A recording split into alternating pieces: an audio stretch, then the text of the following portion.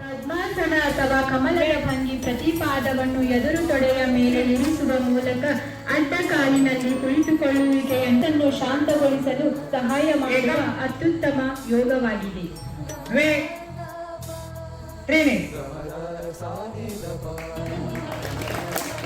ವಜ್ರಾಸನ 3 ಏಕಂ ದ್ವೇ ತ್ರೀಣಿ ದ್ವೇ ತ್ರೀಣಿ ವೃಕ್ಷಾಸನ ಏಕಂ ದೇಹ ಮನಸ್ಸಿನಲ್ಲಿ ಸ್ಥಿರತೆಯನ್ನು ತುಂಬುವ ಅಭ್ಯಾಸವಾಗಿ ಇದನ್ನು ಗುರುತಿಸಲಾಗಿದೆ. ವಾಸ್ತವವಾಗಿ ವೃಕ್ಷಾಸನದ ಪ್ರಮುಖ ಪ್ರಯೋಜನಗಳಲ್ಲಿ ಇದು ಬೆನ್ನುಮೂಳೆಯ ಬಾಗುವಿಕೆಯನ್ನು ನಿಯಂತ್ರಿಸುತ್ತದೆ, ಎದೆ ಮತ್ತು ಭುಜಗಳನ್ನು ತೆರೆಯುತ್ತದೆ, ದೇಹದ ವಿಭಾಗವನ್ನು ಬಲಪಡಿಸುತ್ತದೆ. ಏಕಂ ದ್ವೇ ತ್ರೀಣಿ ತ್ರಿಕೋನದ ಆಕಾರವನ್ನು ಹೋಲುವುದರಿಂದ ಇದನ್ನು ತ್ರಿಕೋನಾಸನ ಎಂದು ಕರೆಯುತ್ತಾರೆ. ಏಕಂ ದ್ವೇ ತ್ರೀಣಿ ವೀರಭದ್ರಾಸನ ಸ್ನಾಯುಗಳು ಬಲವ ದೇಹದ ಸಮತೋಲನವನ್ನು ಸುಧಾರಿಸುತ್ತದೆ ಮತ್ತು ತ್ರಾಣವನ್ನು ಹೆಚ್ಚಿಸುತ್ತದೆ. ಏಕಂ ಸುಧಾರಿಸುತ್ತದೆ. ಗೋಮುಖಾಸನ ಏಕಂ ದ್ವೇ ಇದನ್ನು ಹಸುವಿನ ಸಿಯಾಟಿಕಾ ನೋವನ್ನು ಕಡಿಮೆ ಮಾಡುತ್ತದೆ. ಏಕಂ ಇದು ತೋಳುಗಳು, ಮಣಿಕಟ್ಟು ಮತ್ತು ಕಾಲುಗಳನ್ನು ಬಲಪಡಿಸುತ್ತದೆ, ಎದೆ ಮತ್ತು ಭುಜಗಳನ್ನು ತೆರೆಯುತ್ತದೆ ಮತ್ತು ಬೆನ್ನು ಮೊಳವಾದ ಯೋಗಾಸನವಾಗಿ ಹೊಟ್ಟೆಯ ಅನಿಲ, ಅಜೀರ್ಣ ಮತ್ತು ಮಲಬದ್ಧತೆಯನ್ನು ನಿವಾರಿಸಲು ಸಹಾಯ ಮಾಡುತ್ತದೆ. ಬೆನ್ನಿನ ಮೇಲೆ ಮಲಗಿ ಮೊಣಕಾಲುಗಳನ್ನು ಎದೆಗೆ ತಬ್ಬಿಕೊಳ್ಳುವ ಈ ಭಂಗಿಯು ಜೀರ್ಣಕ್ರಿಯೆಯನ್ನು ಸುಧಾರಿಸುತ್ತದೆ.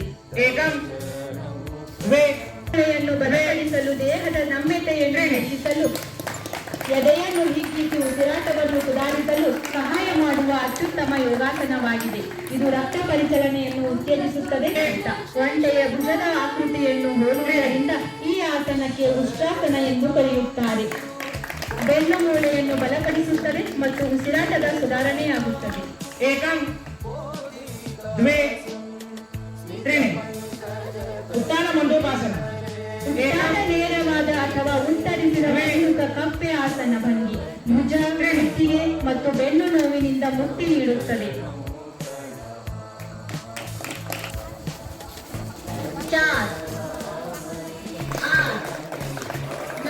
ಈ ಯೋಗ ಗುಚ್ಛವು ನವಿಲಿನ ಆಕಾರವನ್ನು ಹೋಲುವುದರಿಂದ ಈ ಗುಚ್ಛವನ್ನು ನವಿಲು ಗುಚ್ಛ ಎನ್ನುವರು.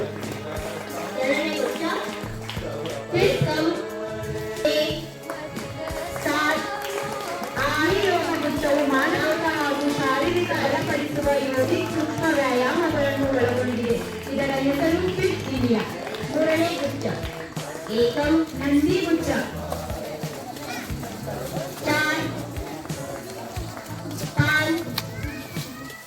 ಒಬ್ಬರ ಮೇಲೆ ಒಬ್ಬರು ನಂದಿಯ ರೀತಿಯಲ್ಲಿ ಆಸನ ಮಾಡುವುದಕ್ಕೆ ನಂದಿ ಗುಚ್ಛ ಎನ್ನುವರು.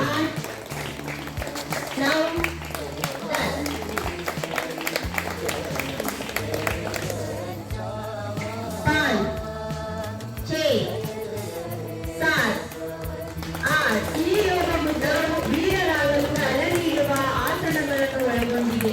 ಇದಕ್ಕೆ ವೀರಗುಚ್ಛ ಎಂದು ಕರೆಯುತ್ತಾರೆ. ಸಂಸ್ಕೃತ